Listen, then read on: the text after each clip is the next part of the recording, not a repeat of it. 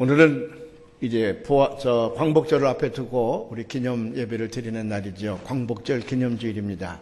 우리나라가 일본에 압제해서 36년 동안 있다가 해방된 지 68주년이 되는 날이요.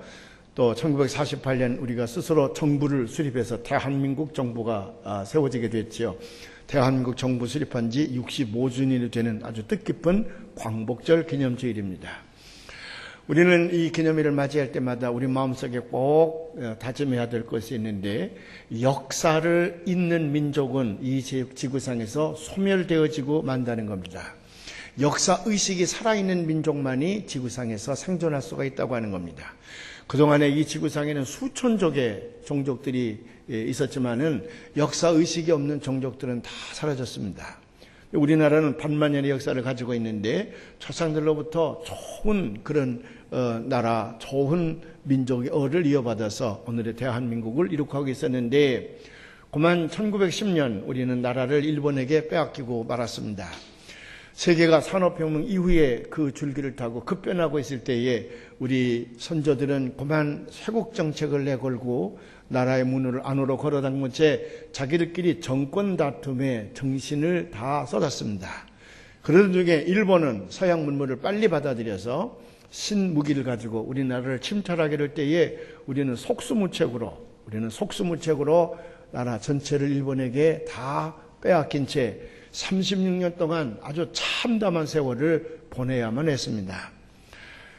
그러나 이제 많은 선교사들이 복음을 들고 이 땅에 와서 우리 민족의 의식을 고취시켜 주었고, 독립투사들이 나라 안팎에서 나라를 되찾겠다고 하는 열심 있는 그런 희생으로 말미암아 우리는 2차 대전이 종료와 동시에 나라를 되찾게 됐습니다. 36년 만에 우리는 나라를 되찾게 됐는데, 그 36년 동안 우리는 일본 사람들에게 너무 많은 것을 빼앗겼어요.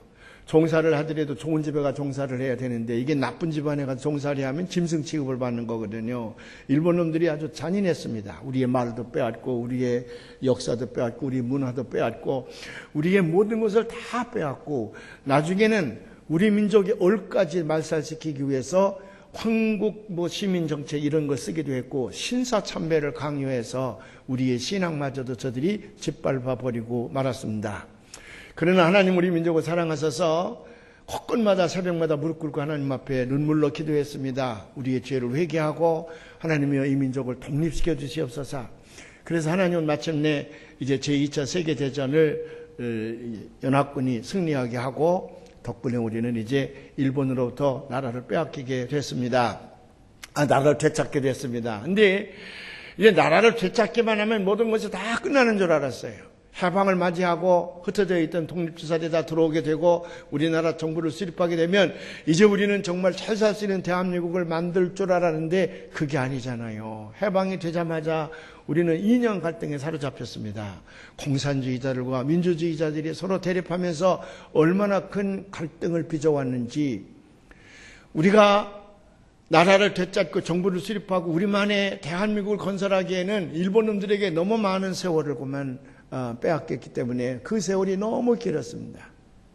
그래서 모여든 사람들끼리 서로 하나가 되질 못하고 비참한 갈등 속에 6.25 사변을 맞이하게 되지 않았습니까? 그래서 수십만 명이 6.25 사변을 통해서 젊은이들이 목숨을 잃게 됐고, 그리고 수백만 명의 민간인들이 학살을 당했고 1,000만 명 이상의 이산 가족이 생겨서 지금까지 우리는 나라가 갈라진 채 남북으로 총을 맞대고 이렇게 긴장된 그런 전쟁터의 연속으로 살고 있지 않습니까? 참 우리는 그런 면에서 보면 매우 불운한 민족이었고 불운한 나라였습니다. 6.25 사변이 터져서 길거리에서 수십만 명이 총에 맞아 죽고 굶주려 죽고 그렇게 될 때에 다른 모든 강대국들은 우리를 향해서 우리 민족은 참 저주받은 민족처럼 보여지게 됐었습니다. 그게 우리의 상태였어요. 그래서 뜻 있는 사람들은 해방을 맞이하고 혼돈을 정리하지도 못한 채 6.25 사변을 맞이하고 그랬을 때에 우리는 어떻게 이렇게 되는가. 그래서 우리 사람들 가운데에 무슨 마음이 들었냐면, 조선인은 안 돼, 우리 한국 사람은 안 돼, 그런 자포자기하는 탄식까지 많이 일어나게 됐었습니다. 근데 말이죠, 똑같은 상황이 이스라엘 민족에게도 있었습니다. 이스라엘 민족도요, 기원전 6세기경에는 강대국들이 아수르가 일어나고 바벨론이 일어나고 강대국들이 페르시아가 일어나고 이 중동에서만도 강대국들이 많이 일어났거든요. 근데 이스라엘이라는 나라는 여기에 대처하지 못했습니다. 그래서 결국은 북왕국 이스라엘은 아수르에게 멸망당하고 남왕국 유다는 바벨론에게 멸망을 당합니다. 그래서 남아있던 유다가 바벨론에게 멸망당한 채 성전이 다 폐허화되어지고 온 조국 땅이 초토화되어졌죠. 젊은 사람들은 모두가 다 저 바벨론으로 포로로 붙들려갔습니다. 곧 해방을 맞아 고국으로 갈 줄 알았습니다. 조국이 해방될 줄 알았습니다. 근데 아니에요. 몇 년 걸렸나 그러면 70년이나 걸렸어. 그래서 538년, 기원전 538년에서야 바벨론이 멸망당하고 페르시아에게 멸망당하고 이스라엘 민족은 조국으로 돌아오게 됩니다. 조국이 해방되었게 까닭에. 그래 많은 선지자들이나 이스라엘 민족의 지도자들은 고국에 가기만 하면 모든 것이 다 끝나는 줄 알았어. 이젠 됐다. 우리만의 이스라엘을 건설해서 잘 살 수 있으려니 생각으로 다 모여들었는데 아니야. 그게 아니에요. 70년의 오랜 세월을 자기들이 사랑하는 그 조국이 강대국들에 의해서 짓밟힘을 당하니까 거기 살고 있는 유대인들은 이미 유대인이 아니에요. 다른 민족들과 자폰을 통해서 이미 유대인의 어른 다 빼앗긴 채 이민족화 되어져 있었습니다. 우상을 섬기고 이스라엘이라고 하는 아이덴티피케이션이 전혀 없었어요. 오히려 포로로 붙들려갔던 사람들이 돌아오니까 그들만이 유대인의 전통을 유지하고 있었지 거기 이스라엘에 살고 있었던 사람들은 이미 유대인이 아니에요. 그것을 본 이 포로들은 분노를 느끼게 되는 거죠. 그래서 본토에 살고 있던 사람들과 혼인을 하지 못하게 합니다. 그래 우리 성경에도 나와 있지 않습니까? 절대로 혼인을 못하게 합니다. 그런데 돌아와서 이 갈등이 생기기 시작을 하는 거예요. 저 바벨론에서 포로로 돌아온 사람들과 거기에 남아있던 유대인의 피를 가지고 있던 사람들, 이집트로 피난을 갔다가 돌아온 사람들, 저 아수르에 의하여 포로로 붙들려갔거나 북방으로 갔던 사람들이 돌아와서 이게 이합집산을 이루게 되니까 70년의 세월이 짧은 세월이 아니에요. 이미 남남이야. 서로 생각이 달라요. 그래서 저들이 하나님을 믿는 가느다란 신앙이 있었기 까닭에 바벨론에서 포로로 있다가 70년 만에 돌아온 사람들을 중심으로 해서 성전이라도 어떻게 건축해보고자 했는데 성전을 짓는데도 마음이 하나가 되질 않는 거예요. 성을 다시 쌓으려고 하는데도 마음이 하나가 되질 않아요. 그래서 각각 강대국들이 고자질을 하고 심지어는 페르시아에게 고자질을 합니다. 이스라엘이 이제 돌아와서는 페르시아의 은공을 잊어버리고 성을 쌓고 강대국을 만든 다음에 페르시아를 쳐들어갈지도 모르니 성을 쌓지 못하게 된다. 그래서 모든 게 다 중단돼 버리고 말았어요. 아마 그들 마음속에도 이 유대인들은 안 된다. 이 스스로는 설 수 없는 민족이구나. 그렇게 패닉 상태에 있었을 때가 있었습니다. 어쩌면 그때의 상황과 우리나라가 일본에게 해방되고 우리나라 정부를 수립하고 나서 우리나라의 상황이 어쩌면 비슷해요. 모두가 다 패닉 상태에 있었습니다. 절망 가운데 있었습니다. 그때에 하나님은 이사야 선지자의 입을 통해서 이미 그 유대인들에게 하나님의 음성을 들려주었습니다. 그것이 오늘 우리가 봉독한 이사야 62장의 1절부터 5절에 있는 말씀인데 2절부터 5절에 있는 말씀만 우리 다 같이 한번 다시 봉독해 보겠습니다. 이방 나라들이 내 공의를 무당이 다 내 영광을 볼 것이요 너는 여호와의 입으로 정하실 새 이름으로 일컬음이 될 것이며 너는 또 여호와의 손에 아름다운 관 내 하나님의 손에 왕관이 될 것이라. 다시는 너를 버림받은 자라 부르지 아니하며 다시는 네 땅을 황무지라 부르지 아니하고 오직 너를 헵시바라 하며 네 땅을 뷸라라 하리니 이는 여호와께서 너를 기뻐하실 것이며 네 땅이 결혼한 것처럼 될 것임이라. 마치 청년이 처녀와 결혼한 같이 내 아들들이 너를 취하겠고 신랑이 신부를 기뻐함과 같이 내 하나님이 너를 기뻐하시리로다. 아멘. 여기 핵심적인 말씀은 4절인데 4절에 다시는 너를 버림받은 자라 부르지 아니할 것이며 그걸 이제 히브리어는 아주바라 그랬는데 다시는 내 땅을 쉬마마 황무지라 부르지 않을 것이라. 영어로 얘기하면 abandoned. 다시는 너를 버림받은 자 abandoned라 부르지 아니할 것이며 다시는 너를 황무지라 부르지 않을 것이라. desolate. 다시는 너를 황무지라 부르지 아니하고 너를 헵시바라 하리라, 너를 비울라라 하리라. 여기 헵시바란 말은 I will delight in you. 내가 너로 말미암아 기뻐할 것이라. 또 비울라란 말은 여기 히라보로 시마마라고 하는 말인데 이것은 결혼한 여자라는 말이에요. 자, 왜 이 결혼 관계로 설명을 했냐 그러면 이스라엘의 전통을 우리가 좀 이해할 필요가 있습니다. 우리나라도 옛날 그랬지만 유대인들의 전통에 의하면 여자는 아무리 귀엽게 그가 잘한다 할지라도 결혼을 하지 아니하면 그 여자에게 주어지는 것은 nothing, 아무것도 없었습니다. 사람 취급도 받지 못했어. 세움을 할 때도 이 여자들은 셈에 들어오지 못하지 않습니까? 성경에 이스라엘이 출애굽을 할 때 60만 명이요. 또 나중에 다윗이 인구조사를 할 때라든지 민수기에서 인구조사할 때 여자는 숫자에 들어가지도 못했어. 심지어는 예수님께서 5천 명을 먹이고 12광주리가 남았다고 하는 오병이어의 기적 가운데도 여자는 아니에요. 근데 언제 여자가 사람으로 취급되어지냐 그러면 결혼했을 때예요. 결혼했을 때는 사랑하는 남편으로부터 보호를 받게 되고 또 사랑하는 남편의 권리를 여자도 갖게 되는 겁니다. 더군다나 한 번 결혼을 했다가 부정한 일로 이혼을 당했다. 남편으로부터 버림받았다. 그러면 그 여자는 더 이 사회에서 더 이상 재기할 수가 없는 상태입니다. 여기 비올라라 하리라 할 때 이미 이스라엘은 범죄야 신랑 대신 하나님으로부터 버림받은 자들이야. 그런데 그들이 바벨론의 그발강가에 모여서 저녁마다 울며 하나님 앞에 기도합니다.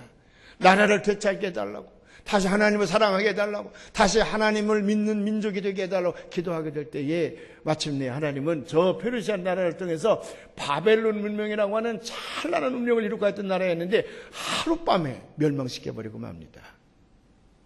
그래서 그들이 이제 해방을 맞아 조국으로 돌아오지 않습니까?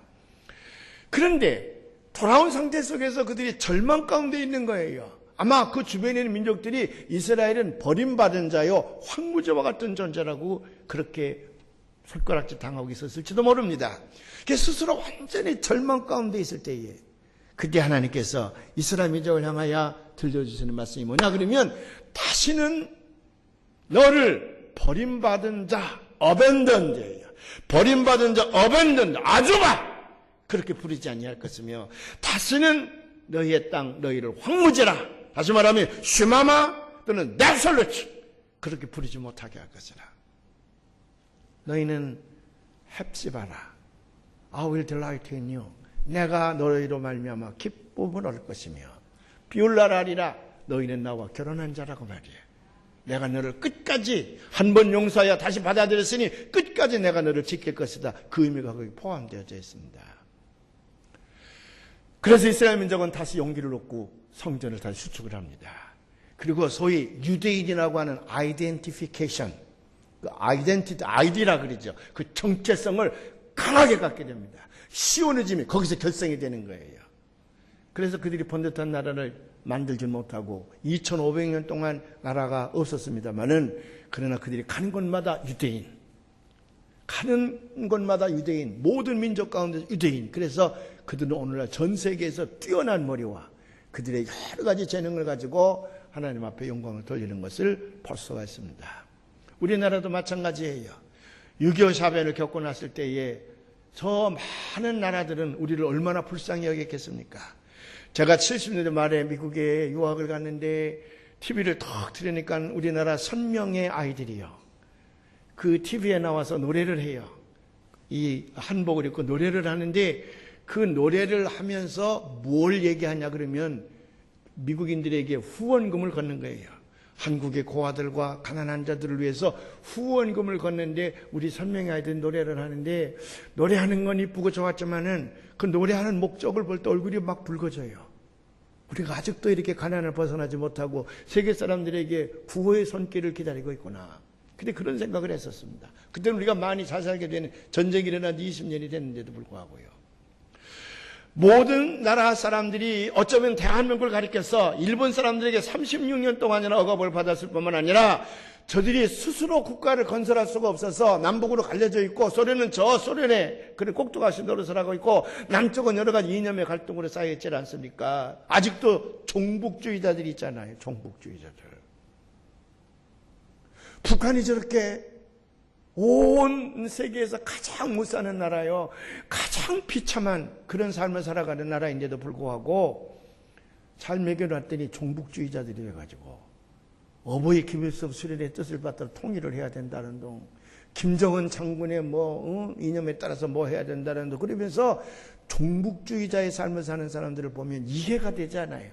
나는 진보주의자가 되기를 원하는 사람입니다. 나는 보수주의가 싫어. 진보주의자가 좋아요. 근데 제가 진보주의를 안 하고 보수를 택하는 까닭은 그 진보주의자들이 종북주의의 개념을 가지고 있기 때문에 그래요.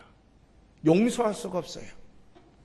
그러면 그분들에게 부탁하고 싶은 것은 거기에 들어가 사시면 될 것이지 왜 잘 사는 우리나라마저도 못 사는 북한처럼 만들기 위해서 자꾸 북한의 이념을 따라 통일이 되어져야 된다고 하느냐고 말이지요. 지난번에 왜 대모자라는 사람은 이렇게 수염 있고 그분도 어디 목사라는데 목사라는데 이북에 갔었다 와서 고목수에 들어갔잖아요. 근데 어떤 사람이 물어봤다는 거 아니에요. 왜 거기서 살지 왔냐고. 그랬더니 그 사람이 그랬다네. 살 때는 못 되더라고. 그 살 때가 못 되는데 왜 자꾸 종북사상을 가지고 이 나라를 어지럽히고 있냐고 말이지요. 그런 상황을 보면 우리 민족 스스로도 그렇고 어떤 사람들은 우리 민족을 향해서 한국 사람은 안 돼! 스스로 설 수가 없어! 어쩌면 abandon! 버림받은 자야. desolate! 황무지의 마음을 가지고 있는 사람들이야. 그렇게 6.25 사변 당시에는 우리 민족을 향해서 얘기했을지도 모릅니다. 근데 하나님께서는 우리 믿음의 선각자들 통해서 아니라 누가 너를 버림받은 자라 하겠느냐? 누가 너를 감히 황무지를 할 수 있겠느냐? 나는 너희를 헵시바라리라. 내가 너희를 통해서 큰 기쁨을 갖게 될 것이다. 너는 뷸라라리라. 너는 이미 나와 결혼한 자라. 내가 결코 너를 버리지 않겠노라. 내가 결코 너를 내게서 내보내지 않으리라. 끝까지 내가 너를 지켜주리라. 그래서 6.25 사변 후에 수많은 교회에서 이 말씀을 가지고 우리 사람들에게 하나님 앞으로 돌아오기를, 하나님 앞으로 모여지기를 기도하며 전도를 했습니다. 그래서 오늘 하나님은 우리나라를 어떻게 만들었습니까? 이런 어려운 환경 가운데 있는데도 불구하고 전 세계에서 무역량이 9번째라는 거예요. 제가 여러 나라를 돌아버린다면은 우리보다 더 좋은 환경, 더 좋은 땅, 더 좋은 지하자원, 더 많은 인구 가지고 있는 나라들이 얼마든지 많아.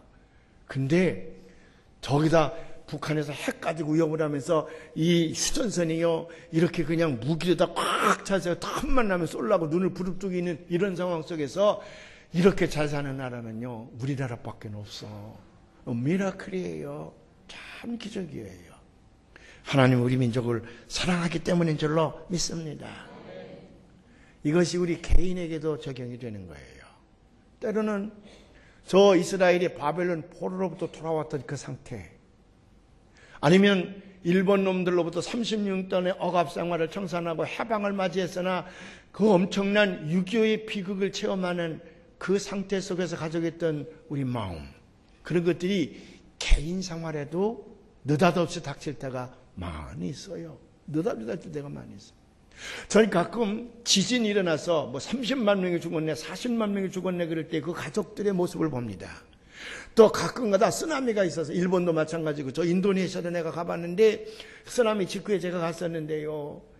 그 쓰나미로 30만 명이 죽었다는 거 아닙니까? 그런데요, 제가 가는 그 강가에요, 시차가 그냥 몇 달이 지난 다음에 갔는데도 시차가 그냥 둥둥 떠 있어. 나라가 그걸 거둘 만한 힘이 없는 거야. 인도네시아가요. 그 큰 나라인데도요. 인구나 작습니까? 근데 여기저기 시체가 떠 있어요. 그 가족들의 상태는 어떨까? 느닷없이 그런 일을 당했던 가족의 상태는 어떨까?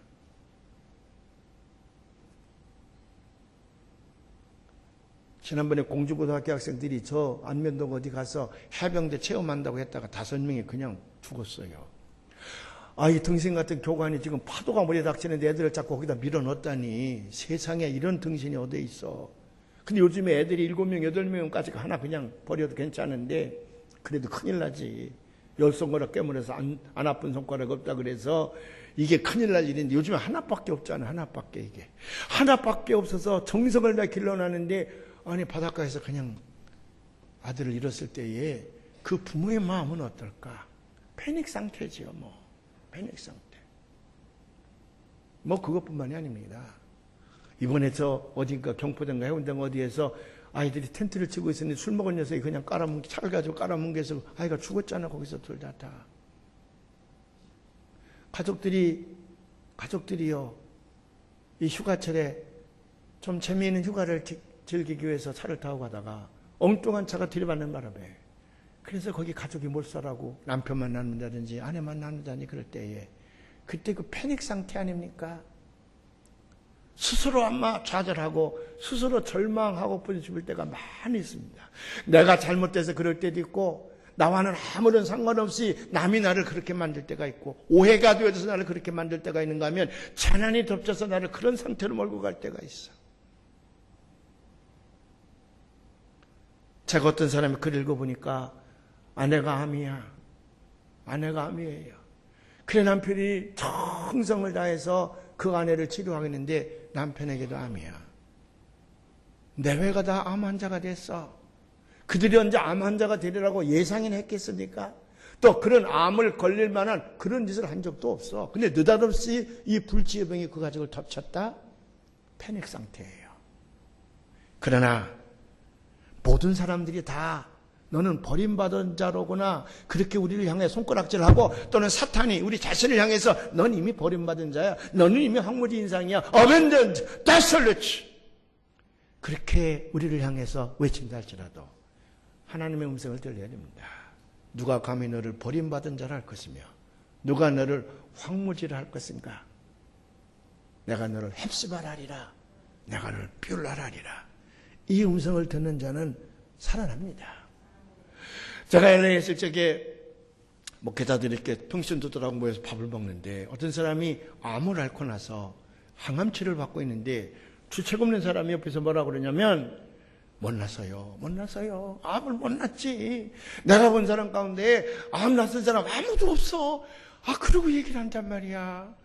아니, 이 사람이 희망을 가지고 지금 항암 치료를 받으면서 와서 겨우 힘을 내서 교회 모임에 나와 있는데, 그 주책에 대한 사람이 글쎄 그 얘기를 막 해서 내가 왜 그런 얘기를 해요? 하나님이 하시면 능치 못할 일이 없어요. 걱정하지 마세요. 나는 암을 앓다가 나은 사람 너무 많이 봤습니다. 하나님의 손길이 함께하면 분명히 낫습니다. 근데 아무 얘기도 안 해요. 근데요, 묘한 것은 못나서 암 걸려가지고 나서는 없었어. 못나서 그렇게 하던 사람은 암 걸려서 1년 뒤에 죽었어. 근데 그 사람은 그때 얼마나 마음이 아팠겠어. 아니, 같은 믿는 자인데 옆에서 밥 먹으면서 그따위 소리 할 때에 얼마나 마음이 아팠겠어요. 근데 제가 목사를 앞세고, 아니에요, 내가 본 사람 가운데는 나은 사람이 더 많아요. 하나님이 하시면 능치 못할 일이 없습니다. 절대로 희망을 버려서는 안 됩니다. 왜 그런 소리를 해? 당신의 몸을 그것밖에 못 받고만 그래. 제가 이제 나무랬어요. 근데 그때 그분이 힘을 얻은 모양이야. 지금도 잘 살고 있어요. 하나님이 하시면, 하나님 우리를 보호하시면 겁날 것 없어요. 그래서 하나님 말씀하시지 않습니까? 두려워 말라. 내가 너와 함께합니다. 우리 동영상을 하나 보려고 하는데 아마 본 사람도 많이 있을 거예요. 근데 너무 감동스러워서 한번 우리가 다 같이 보려고 그럽니다.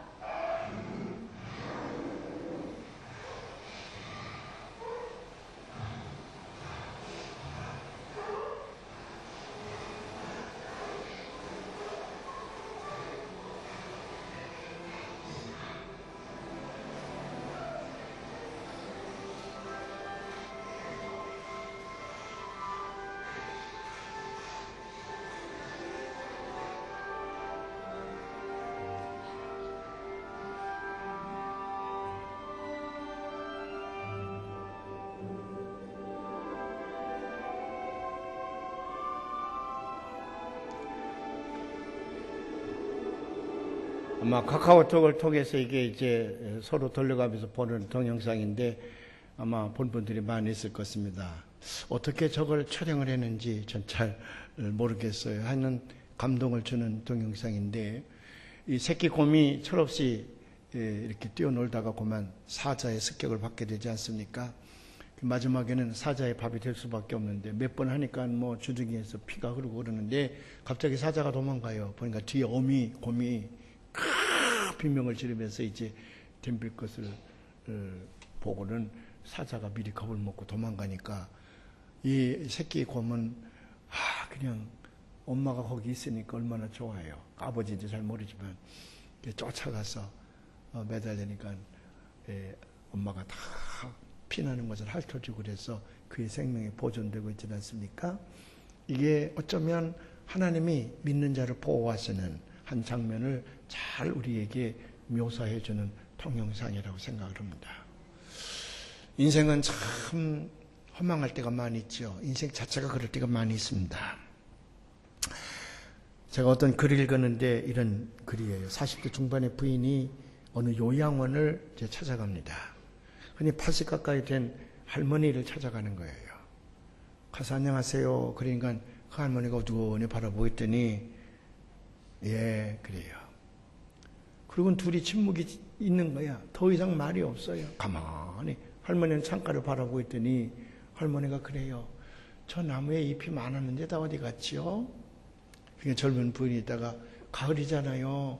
다 떨어졌어요. 낙엽이 떨어졌어요. 그러니까 그리고 또 가만히 있는 거예요. 얼마간의 시간이 지난 다음에 할머니가 묻습니다. 당신 딸이 있어요? 예, 있어요. 12살이에요. 그리고 또 가만히 있어요. 한참 있다가 아들이 있어요? 예, 16이에요. 커요. 1m 90이 넘어요. 그러니까, 많이 크네요. 또 가만히 있어. 얼마 동안 침묵이 지난 다음에 시간을 보니까 이제 젊은 여자가 가야 될 시간이에요. 저 가야 돼요. 할머니가 우두커니 쳐다보더니 뭐라고 얘기하냐 그러면 멀리 살아요? 5시간 걸쳐서 왔어요. 300마일 바깥에 살아요. 서울서 부산 거리죠. 더 멀지요 뭐. 아 그래요. 근데 제가 가야 할 시간이에요. 또 우두커니 쳐다보고 있습니다. 나중에 이제 떠날 시간이 되기 때문에 휠체어를 끌고 요양원 문 앞에까지 옵니다. 문 앞에 와서 이 여자가 가려고 하니까 오늘 고마웠어요. 이름이 뭐예요? 난 당신의 이름을 몰라요. 그랬더니 이 젊은 여자가 로렌이에요. 제 이름이 로렌이에요. 그 로렌이라고 하는 말이 그의 귀에 들리니까 순식간에 할머니가 잠깐 의식이 돌아오는 듯해요. 로렌. 친숙한 이름이에요. 그런데 그냥 사라져버리고 마는 거예요. 잠깐 올라도 사라지는 거예요. 가만히 쳐다보고 있으니까 이 젊은 여인이 아무 소리도 안 하고 자기 차를 향해서 뒤로 돌아보지 않고 갑니다.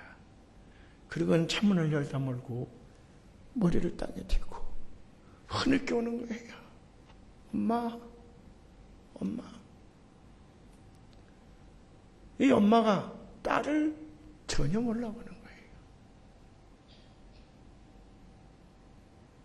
그래도 엄마가 떠날 때 당신이 이쁘네, 당신이 이쁘네 뒤에다 대고 당신이 이쁘네 그 말이 자꾸 귀에 맴도는 거예요. 당신이 이쁘네. 그 여자는 운전을 하면서 혼자 얘기합니다. Life can be like this. Life can be like this. 인생이 다 이렇게 되는 거라구나. 결국은 모든 사람들에게 어벤던해요. 이렇게 버림받는구나. 그 마음이 황무지가 되어버리면 desolate, 황무지가 되는구나.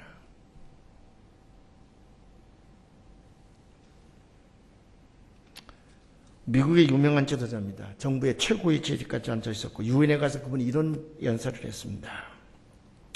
어렸을 때에 농사를 졌는데 며칠 전까지만 해도 옥수수와 이제 밀 농사를 졌는데 아주 풍작이었습니다. 그래 그냥 그 밀밭 그 황금 물결이 확 그런 걸 보고 마음이 흐뭇대는데 그만 폭풍과 밀어닥쳤어. 그래가지고 그냥 완전히 쑥대밭이 됐어요. 그 다음날 아빠는 아들을 데리고 밭에 나갑니다. 밭에 나가봤더니 그렇게 풍년이 들었던 밭이 완전히 다 날아갔어요. 아무것도 남은 게 없어. nothing이야. 어린 아들은 마음이 아팠습니다. 그래서 막 혼자 울었어. 우리 어떻게 사나? 어떻게 사나? 아빠의 마음은 얼마나 아플까? 아빠의 마음은 얼마나 아플까? 1년 내내 농사를 졌는데 아빠의 마음은 얼마나 아플까? 그리고 아빠를 딱 쳐다봤더니 눈물을 가득 기쁜 아빠를 봤더니 아빠가 멀리 안 받고 들더니 아무 소리도 아니지. 만세 반석 열리니 내가 들어갑니다. 창에 오리 상하여 물과 비를 울린 것 내게 용되어서 정결하게 하소서. 내가 공을 세우나 은혜가 갚지 못하네. 쉼없이 힘쓰고 눈물 근심만하 구속 못할 죄인을 예수 홀로 속하네. 세월이 흘러서 이 사람이 미국의 최고의 지도자가 됩니다. 그는 유엔의 수많은 국가대표를 앞에 놓고 내가 지난 40여 년, 50여 년 동안 이 세상에서 가장 위대한 설교를 들었던 때가 그때입니다. 나는 그 이후에 아버지의 심장을 내 심장에 안고 여기까지 왔습니다. 모든 사람이 abandoned, 너는 버림받은 자야, desolate, 너는 황무지가 됐다. 그럴 때에 우리 아버지는 너는 헵시바라, 너는 비올라라의 음성을 들으신 분이라는